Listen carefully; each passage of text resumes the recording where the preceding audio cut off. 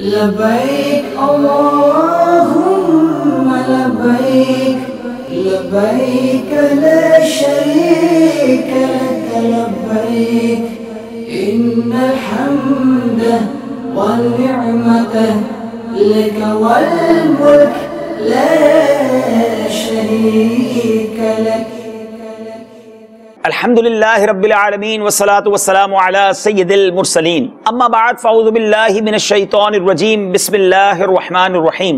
الصلاة والسلام علیک یا رسول اللہ وعلی آلک واصحابک یا حبیب اللہ.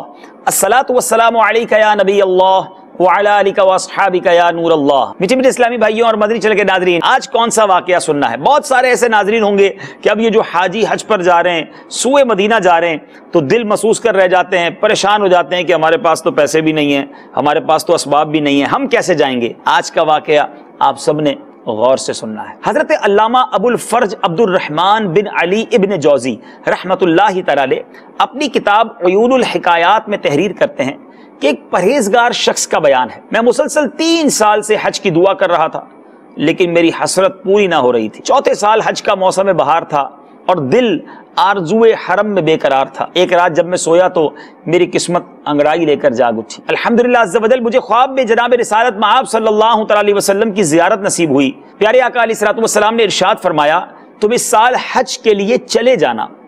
میری آنکھ کھلی تو دل خوشی سے جھوم رہا تھا. سرکار مدینہ صلی اللہ علیہ وسلم کی کان میں آواز، میٹھی میٹھی آواز کانوں میں رس گھول رہی تھی کہ تم اس سال حج کے لیے چلے جانا. بارگاہ نبوت سے حج کی اجازت مل چکی تھی. میں بہت شاداں اور فرحاں تھا. اچانک یاد آیا کہ میرے پاس تو زاد راہ یعنی سفر کا خرچ ہی نہیں ہے. اس خیال کے آتے ہی غمگین ہو گیا. دوسری شب محبوب رب شہنشاہ عرب صلی اللہ علیہ وسلم کی خواب میں پھر زیارت ہوئی لیکن میں اپنی غربت کا ذکر نہ کر سکا. اسی طرح تیسری رات بھی نبی پاک علیہ الصلوۃ والسلام نے خواب میں کرم فرمایا اور اسی طرح ارشاد فرمایا کہ تم اس سال حج کو چلے جانا. میں نے سوچا اگر مکی مدنی آقا علیہ الصلوۃ والسلام چوتھی بار خواب میں تشریف لائے تو پھر میں اپنے حالات کے متعلق نبی پاک سے عرض کر دوں گا. آہ پلے زر نہیں رکھتے سفر سرور نہیں، تم بلا لو تم بلانے پر ہو قادر یا نبی. چوتھی رات نبی پاک علیہ الصلوۃ والسلام نے پھر کرم فرمایا، پھر غریب خانے پر جلوہ گری فرمائی اور کچھ اس طرح ارشاد فرمایا کہ تم اس سال حج کو چلے جانا. میں نے دست بستہ عرض کی آقا میرے پاس اخراجات نہیں ہیں، اسباب نہیں ہیں. ارشاد فرمایا تم اپنے مکان میں فلاں جگہ کو کھودو، وہاں تمہارے دادا کی زرہ موجود ہوگی. زرہ کہتے ہیں وہ جنگی لباس کو. کہتے اتنا فرما کر نبی پاک تو تشریف لے گئے. صبح میری آنکھ کھلی تو میں بہت خوش تھا. نماز فجر کے بعد بتائی ہوئی جگہ پر جب میں نے کھودا تو واقعی وہاں ایک قیمتی زرہ موجود تھی، بالکل صاف ستھری تھی جیسے کسی نے استعمال ہی نہ کیا ہو.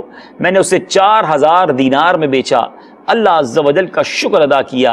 شہنشاہ رسالت صلی اللہ علیہ وسلم کی نظر عنایت سے اسباب حج کا خود ہی انتظام ہو گیا. سبحان اللہ سبحان اللہ. میرے میٹھے اسلامی بھائیوں، اس واقعے سے اور ایسے بہت سارے واقعات آپ کے اطراف میں بھی بکھرے ہوں گے کہ غریب لوگ جو ترستے ہیں، جو تڑپتے ہیں، جب انہیں بھی بلایا جاتا ہے تو انتظام خود ہی ہو جایا کرتے ہیں. شاعر لکھتے ہیں نا، جب بلایا آقا نے خود ہی انتظام ہو گئے. یہ سفر اسباب سے نہیں، یہ سفر بلاوے کا سفر ہے. ایک اور شاعر لکھتے ہیں نا، کہاں کا منصب کہاں کی دولت، قسم خدا کی ہے یہ حقیقت کہ جنہیں بلایا ہے مصطفیٰ نے وہی مدینے کو جا رہے ہیں. اللہ مجھے بھی اور آپ کو بھی جلدی جلدی حج کی سعادت نصیب فرمائے، مدینہ پاک کی حاضری کا شرف نصیب فرمائے. تڑپ جاری رکھیے، التجا دل میں ضرور رکھیے، آنسوؤں کو بہنے دیجیے، ضرور کرم ہوگا، ہمارا بلاوا بھی آ جائے گا. مدنی چینل دیکھتے رہیے. لبیک اللہم لبیک لبیک لا شریک لک لبیک إن الحمد والنعمة لك والملك لا شريك لك.